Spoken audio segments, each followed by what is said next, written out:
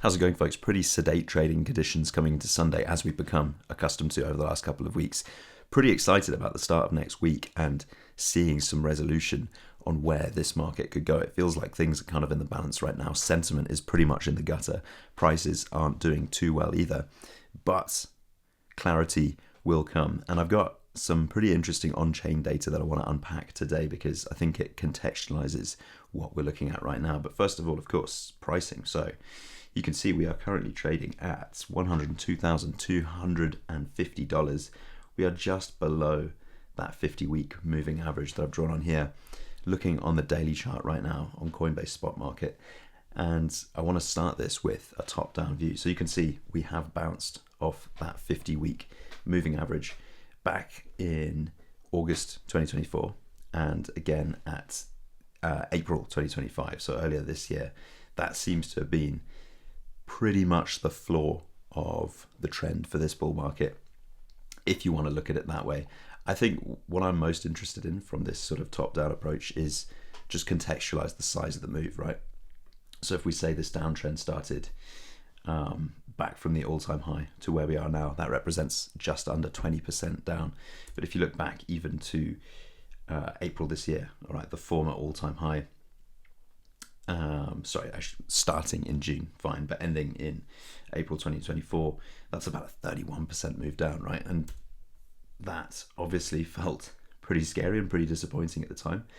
But if you've been around for long enough to remember that, you've been around in these markets for a few years, you will remember much, much darker days even than that.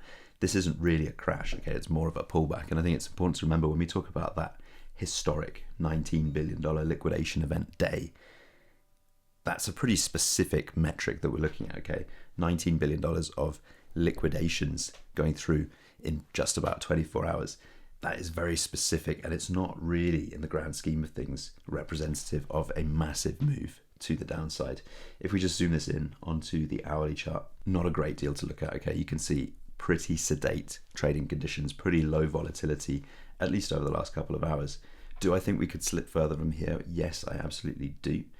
And from that to the downside, how far could we go? Well, the interesting part about this is a lot of the liquidation has been wiped out of the market. So if we look here at CoinGlass, you can see over the last 24 hours, about $137 million worth of long liquidations versus about $75 million worth of short liquidations. These long liquidations get smaller and smaller ultimately every time we make one of these legs down. I believe retail is running out of money and running out of the guts to keep on longing this. You can see that mirrored in sentiment. If you want to judge sentiment by how you feel, right, things you're seeing on Twitter, people you're talking to perhaps, etc., we could also encapsulate that with the fear and greed index. So we're looking at a 24 on the scale today. The market is in fear, but more importantly, people just seem to be gradually, right? It's not a straight line, it's not a straight trend, but in my opinion, retail is getting to that point where they're running out of the guts to keep on longing this. And that is the point where the most people are going to be caught by surprise. And there is the highest likelihood, in my opinion, of this thing turning around. So you can see right now on the daily chart, shorts and longs pretty much balanced, right? On Binance, it's about $250 million either side. If you're looking across exchanges, it is about $1.3 billion either side at the widest price range that we can see on here. But as always, if we zoom this out to the 30-day chart, you're looking at a massive disparity of shorts. And usually retail is wrong, right? There's a statistic going around, 90% of retail traders lose 90% of their funds within 90 days.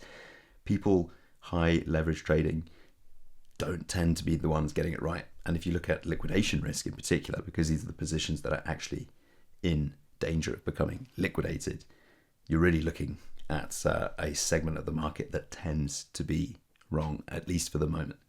So take that with a pinch of salt, of course, but this playbook does seem to be repeating itself.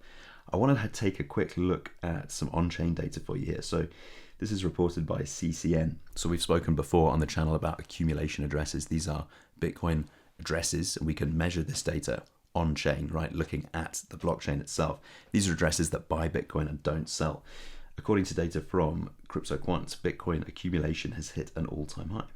Over the past 30 days alone, investors have scooped up more than 375,000 Bitcoin, including 50,000 Bitcoin in the last 24 hours. This was reported just a couple of days ago.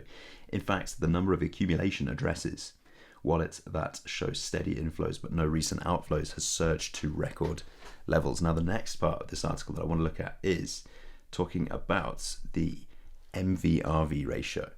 So the MVRV ratio is basically an asset's market capitalization, right? Market cap divided by realized capitalization, which is essentially every token multiplied by its acquisition price. Supporting that optimism is Bitcoin's MVRV ratio, a key on-chain metric comparing the coin's market value to its realized value, essentially what investors paid for it versus what it is now worth. Helpful engaging when the exchange traded price is below fair value, and is also quite helpful in spotting market tops and bottoms. Bitcoin's MVRV ratio signals possible bottom formation amid fear and liquidations. This is also from CryptoQuant. Historically, when MVRV falls to the 1.8 to 2.0 range, it often coincides with mid-term market bottoms or early recovery phases.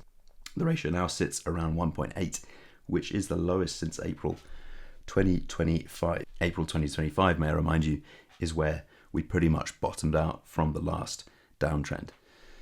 So there it is. Looking forward to Monday. I think basically what we're waiting for and what we're hoping for, what markets are waiting for and hoping for, is an end to the government shutdown, more clarity on where the Fed stands and where the economy stands.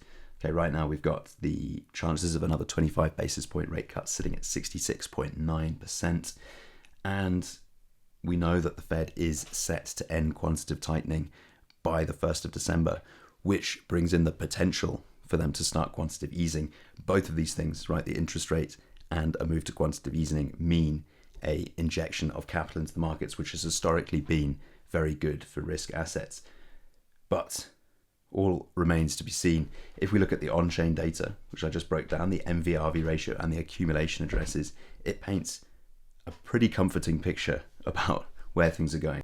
Market sentiment is obviously really low, but I am not entirely convinced that we are too low yet for this to turn around, if that makes sense. I don't think we're necessarily at that point of max pain just yet, but I do think we're getting there. In any case, that is not financial advice. That is purely my opinion. I'm only sharing it for entertainment purposes. Hopefully that's interesting. Plenty more to come. Catch you in the next one. Bye.